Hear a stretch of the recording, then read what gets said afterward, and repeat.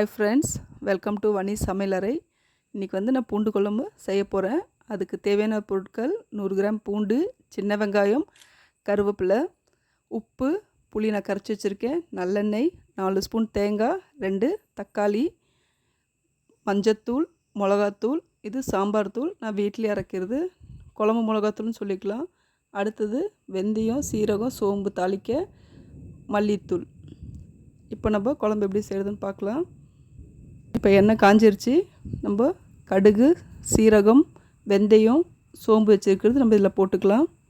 அது வெடித்ததுக்கப்புறம் வெங்காயமும் கருவேப்பிலை போட்டு நல்லா வணக்கிக்கலாம். ஒரு 2 நிமிஷம் நல்லா வணக்கி விடுங்க. அது நல்லா வதங்கினதுக்கப்புறம் நம்ம வந்து பூண்டை சேர்த்திக்கலாம். பூண்டையுமே ஒரு 2 நிமிஷம் நல்லா வணக்கி விடுங்க. அது வதங்கினதுக்கப்புறம் நம்ம வந்து மஞ்சத்தூள், உப்பு போட்டு சேர்ந்து நல்லா மிக்ஸ் பண்ணிக்கலாம்.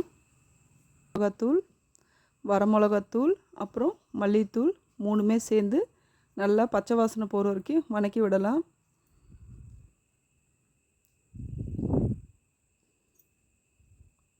இப்போ கொஞ்சமாக தண்ணி ஊற்றி ஒரு நிமிஷம் வந்து அந்த பச்சை வாசனை போகிற வரைக்கும் கொதிக்க விடணும்.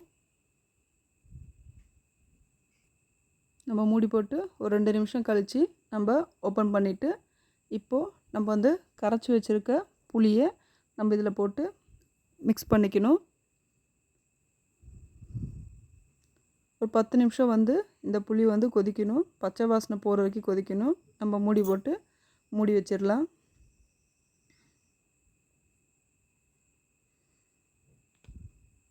இப்போ நல்லா புளி கொதிச்சிருச்சு. அது பச்சை வாசனை போனதுக்கப்புறம் நம்ம அரைச்சி வச்சுருக்க தேங்காயும் தக்காளியோட மசாலா நம்ம இதில் போட்டுக்கலாம்.